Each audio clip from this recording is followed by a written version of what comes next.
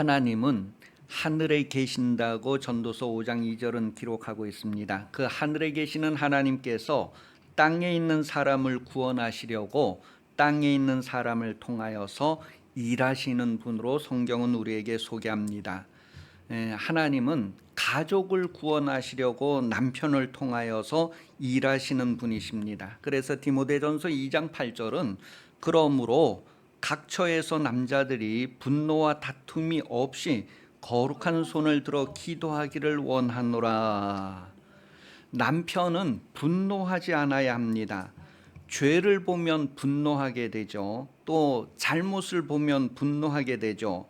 수준이 기준에 못 미치면 분노하게 되죠. 왜냐하면 기준을 나에게 두고 있기 때문에 그렇습니다. 기준을 어디에 두어야 할까? 하나님의 성품에 두어야 한다는 것을 성경 말합니다.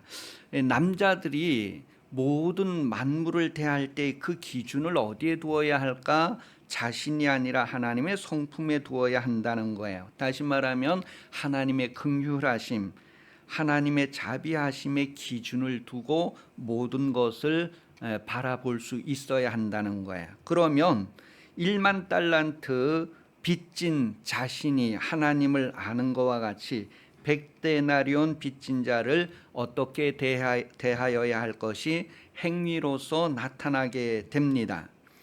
그 비유를 깨달은 삶을 남편들이 살아야 한다는 거예요. 다시 말해서 마음에부터 용서를 하면 행동이 나옵니다. 요한복음 1장 18절에 보면 본래 하나님을 본 사람이 없으되 아버지 품속에 있는 독생하신 하나님이 나타내셨느니라. 여러분, 하나님께서 마음에서부터 죄인된 여러분을 용서하셨기 때문에 여러분을 사랑하시는 그 증거로 독생하신 그 품속에 있는 독생하신 아들을 세상에 보내셨단 말이에요. 그렇게 하나님의 행동이 나타났다. 그래서 어떤 신학자는 태초에 하나님이 행동하셨다. 그렇게 창세기 1장 1절을 해석을 합니다. 태초에 하나님께서 말씀하셨다는 것 자체가 이미 행동하셨다는 거예요. 그만큼 사랑이라고 하는 것은 우리의 행동, 행위를 나타내는 것을 표현하고 있습니다. 마음에서부터 용서를 하려면 마음에 예수님을 영접해야 합니다. 그리고 그 예수님이 가득하게 해야 한다는 것을 사도행전 5장 통하여 확인하는데, 사도행전 5장 3절은 베드로가 이르되 아나니아야 어찌하여 사탄이 내 마음에 가득하여 내가 성령을 속이고 땅값 얼마를 감추었느냐. 아나니아는 속에 사단이 가득했대요. 그런데 여러분, 우리는 성령이 가득하여서 그 어떤 세상의 이물질이라도 조금도 끼어들 수 없는 그런 충만함으로 충만한 상태를 유지해야 됩니다. 사도행전 7장 51절 목이 곧고 마음과 귀에 할례를 받지 못한 사람들아 너희도 너희 조상과 같이 항상 성령을 거스르는도다. 자, 이렇게 성령 충만해야 할 이유를 다시 한번 확인하고 있어요. 사도행전 15장 8절은 또 마음을 아시는 하나님이 우리에게와 같이 그들에게도 성령을 주어 증언하시고, 그 마음에 성령이 있고 없고의 차이는 엄청난 거예요. 고린도후서 1장 22절 그가 또한 우리에게 인치시고 보증으로 우리 마음에 성령을 주셨느니라. 여러분, 예수 영접한 사람들은 성령께서 그 안에서 마음대로 진리로 역사하실 수 있도록 성령의 충만함을 구하여야 할 것을 말합니다. 누가복음 6장 45절에 선한 사람은 마음에 쌓은 선에서 선을 내고 악한 자는 그 쌓은 악에서 악을 내나니 이는 마음에 가득한 것을 입으로 말함이라. 여러분, 예수 영접하고 성령께서 그것을 보증한다면 예수가 드러나게 돼 있단 말이에요. 그래서 오후 찬양에 예수가 정말 가장 소중하다는 것을 고백하는 것은 아주 우리 영혼에서부터 나오는 아주 진실이어야 합니다. 내 속에 가득한 것에서부터 나오는 진실이어야 해요. 텅 비었는데 그냥 있을로만 해서 주여 주여해서 구원받을 수 없음을 확인하게 됩니다. 성령은 예수의 죽음과 부활을 믿고 하나님의 자녀된 자에게 보내시는 증거입니다. 그래서 요한복음 7장 38절 39절에는 믿는 자들이 받을 성령이다라고 기록을 했어요. 로마서 8장 16절은 그 성령이 하나님의 자녀라고 하는 증거를 내놓으신다고 기록을 하고 있습니다. 성령 없이 육신으로는 하나님을 기쁘시게 할 수 없다고 로마서 8장 8절은 기록하고 있습니다. 다시 말하면 육신이 주인이 되고 육신적으로 이끄는 사람은 기쁘시게 할 수 없다는 거예요. 남편은 성령의 이끌림을 받아서 기쁘시게 하는 영적인 그런 지도자, 리더자가 되어야 할 것을 성경은 말합니다. 로마서 12장 1절에 그러므로 형제들아 내가 하나님의 모든 자비하심으로 너희를 권하노니 너희 몸을 하나님이 기뻐하시는 거룩한 산제물로 드리라. 이는 너희가 드릴 영적 예배니라. 하나님의 모든 자비하심으로 남자들에게 지금 권하고 있는 거예요. 하나님의 성품으로 권하는데 너희 몸을 하나님 앞에 제물로 드리라는 거예요. 몸으로 하나님 앞에 예배하라는 거예요. 그 몸으로 예배한다는 것은 이미 그 중심에서부터 하나님을 예배함이 가득 참이 드러나는 행위를 얘기하는 거예요.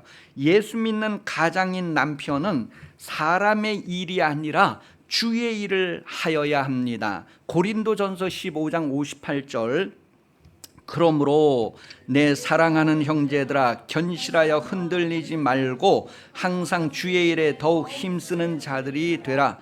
이는 너희 수고가 주 안에서 헛되지 않은 줄 알미라. 세상에서 남편들이 막 수고하잖아요. 그런데 그 수고가 하나님과 관련이 없으면 헛되고 헛될 뿐이죠. 그런데 예수 믿는 가장은 사람의 일이 아니라 하나님의 일을 해야 된다는 거예요. 같은 일을 하며 같은 땀방울을 흘릴 때에도 이것이 사람의 일로 흘리는 것이냐 하나님의 일로 흘리는 것이냐에 따라서 달라집니다. 여러분의 호흡하고 숨쉬는 날들이 하나님의 일을 하는 과정에서 일어나는 그런 인생 되시기를 예수님 이름으로 축복합니다. 하나님께서 아담을 이끌어 에덴 동산에 들이신 것은 사람의 일을 하라고 들이신 것이 아니라는 거예요. 하나님께서 여러분을 교회 안으로 이끌어 들인 것은 사람의 일을 하라고 들인 것이 아니라 하나님의 일을 하라고 들이신 거예요. 많은 사람 중에 하나님께 그 사람 아담을 택하여서 이끌어 에덴의 동산 두셨다는 거예요. 에덴 동산에 두셨다는 거예요. 마태복음 16장 23절 예수께서 돌이키시며 베드로에게 이르시되 사탄아 내 뒤로 물러가라. 너는 나를 넘어지게 하는 자로다. 너가 하나님의 일을 생각하지 아니하고 도리어 사람의 일을 생각하는도다 하시고, 하나님의 일과 사람의 일의 차이는 이와 같이 드러납니다. 하나님의 일을 하는 사람의 방법은, 그 사람이 하나님의 일을 하는 그 방법이 무엇이냐 했을 때 요한복음 12장 24절은 죽는 것이다 그렇게 말을 하고 있어요. 예수의 죽으심과 부활하심이에요. 그 결과로 저와 여러분이 새롭게 되었다는 거예요. 새 사람이 될 수 있게 되었다는 거예요. 그래서 주의 일을 하는 사람으로 달라졌다는 것을 확인해 줍니다. 주의 일이라고 하는 것은 결국 주의 말씀대로 실행하는 것을 말합니다. 신명기 10장 13절에 보면 우리가 주의 말씀대로 실행을 하는 것이 우리에게 복이다 그렇게 기록을 하고 있어요. 그런데 죽으면 많은 열매를 맺는데 죽기까지는 답답함이 있다는 것을 누가복음 12장 36절에서 51절에 예수님께서 친히 표현한 내용이에요. 예수님께서는 받을 세례가 있다고 했어요. 그 받을 세례가 구체적으로 무엇이냐면 예수님의 십자가 죽으심과 부활하심을 얘기하는데, 그 죽기까지 예수님의 그 답답함에 대해서 표현을 하고 있어요. 그 죽으심으로 말미암아 많은 열매를 맺게 되는 거예요. 그런데 그 죽기까지의 그 많은 답답함을 표현했는데, 히브리서 2장 14절에서 17절 말씀, 왜 예수님께서 이렇게 육신으로 오셔서 죽어야만 하는가? 자녀들은 혈과 육에 속하였음에 그도 또한 같은 모양으로 혈과 육을 함께 지니심은 죽음을 통하여 죽음의 세력 자 곧 마귀를 멸하시며 또 죽기를 무서워함으로 한평생 매어 종노릇하는 모든 자들 놓아주려 하심이니 이는 확실히 천사들을 붙들어 주려 하심이 아니요 오직 아브라함의 자손을 붙들어 주려 하심이라. 그러므로 그가 범사의 형제들과 같이 되심이 마땅하도다. 이는 하나님의 일에 자비하고 신실한 대사장이 되어 백성의 죄를 속량하려 하심이라. 여러분, 이 예수님을 우리가 안다면, 예수가 내 안에 영접되어 있다면 내가 죽어야 한다는 것을 알게 됩니다. 나의 죽음이 유익하다는 거예요. 왜냐하면 내가 죽어야지만 내 안에 있는 예수가 드러나기 때문에. 인간의 방법이나 인간의 경험, 인간의 지식, 인간의 주인됨, 인간의 그 가장, 집안에서의 가장됨, 그런 것에서부터 죽음이 드러나야 한다는 거예요. 죽음 후에 하나님의 일을 할 수 있다는 거예요. 그 사람이 육신적으로 태어나서 육신적으로 가지고 있는 그런 것들에게서부터 변화가 일어나지 않고는 하나님의 일을 할 수가 없다는 거예요. 오늘 본문을 보면요, 하나님의 말씀이 나사렛 지역에서 조금 위에 보면, 우리 여기 대구로 표현하면은 저 칠곡, 대구 위치하면 저기 칠곡쯤이다. 그래 아주 가까운 약간 북쪽에 위치한 그곳이 바로 이 요나의 고향이에요. 요나가 고국에 있을 때 뭐 이랬을 때 그 고국은 바로 이스라엘 땅의 그 정도 위치란 말이에요. 나사렛 동네 바로 조금 위에. 근데 여기 있던 여기에 있던 요나를 푹 띄워갖고 저 시베리아 막 그렇게 멀리 있는 그 아수르의 수도 니느웨에 가서 이제 복음을 전하라고 지금 하나님의 말씀이 아미떼 아들 요나에게 임하였다는 것을 요나서 1장 1절에서 기록을 하고 있어요. 그런데 이 니느웨가 하나님 앞에 악독이 가득했다, 악독이 상달되었다, 그렇게 요나서 1장 2절 표현하고 있습니다. 요나서 1장 2절에 이 니느웨의 악독이 하나님 앞에 상달되었대요. 그러니까 이제 뭐가 내려오면 돼요? 심판이 내려와야 하는 거예요. 그런데 하나님은 악인이 죄악 중에 죽는 것을 기뻐하지 않는다는 거예요. 아무리 악인이라도 돌이켜 회개하고 사는 것을 원하신다는 거예요. 그래서 누구를 보내요? 선지자를 보내는 거예요. 선지자는 하나님의 계획, 하나님의 뜻을 먼저 아는 사람이에요. 하나님은 뭐예요? 죄에 대해서는, 악에 대해서는 그냥 형벌하시는 분이란 말이에요. 근데 요나를 보내서 너희 악독이 상달되어서 이제 하나님의 심판이 곧 임한다는 것을, 미래의 일들을 예언되는 것을 주어진 거예요. 그러니까 이 요나가 그 말을 듣고 가서 전해야 되는 거예요. 왜냐하면 하나님은 악인이라도 좀 살 기회를 주시는 게 요나를 통하여서 나타나는 거예요. 그 요나는 하나님의 자비하심, 인자하심을 알았어요, 몰랐어요? 알았단 말이에요. 저 악한 놈이라도 나는 살기를 원하는 그 하나님의 선하심, 자비하심을 알았어요. 내가 고향에 있을 때 하나님, 이런 분이라는 것을 나에게 다 알게 해주셨잖아요. 그래서 내가 똑똑하기 때문에 딱 판단을 해봤어요. 저 니느웨는 망해야 됩니다. 우리를 공격하고 일본보다 더 나쁩니다. 막 이런 식으로 이해를 하고, 그래서 내가 게으름 안 피리고 아주 속도감 있게 내가 다시스로 도망갔어요. 내가 머뭇머뭇하다가는 성령이 나를 쓰실 것 같아서 속도감 있게 도망갔어요. 그런 표현을 요나가 하는 거예요. 그런데 요나가 고기 뱃속에 들어갔다가 나오는 거예요. 그게 이제 세례의 의미로서 자기의 어떤 죽음, 자기의 포기, 자기의 내려놓음으로 하나님께서 다시 세우셔서 그 일을 했을 때 어떤 결과가 나왔는가를 우리에게 보여줘요. 그 결과 후에도 이 요나는 하나님 앞에 대듭니다. 아주 그 요나가 대드는 모습을 보면 꼭 누굴 보는 것 같아요? 정말 안 죽고 아주 바둥바둥하는 그런 요나의 모습을 보면 막 그래도 하나님 앞에 대드는 모습이요. 그것이 오늘 본문에도 막 실감 있게 표현되잖아요. 자기가 아주 죽을지언정 부당합니다. 그러시면 아니되옵니다. 그 요나는 조선 사람도 아닌데 그 왕 앞에 그걸 그리하시면 아니되옵니다. 그거를 막 그렇게 강조하는 거예요. 여러분, 이 요나가 하나님의 일을 하면서도 여전히 자신이 죽지 않은 그런 가장의 모습을 우리에게 보여주고 있단 말이에요.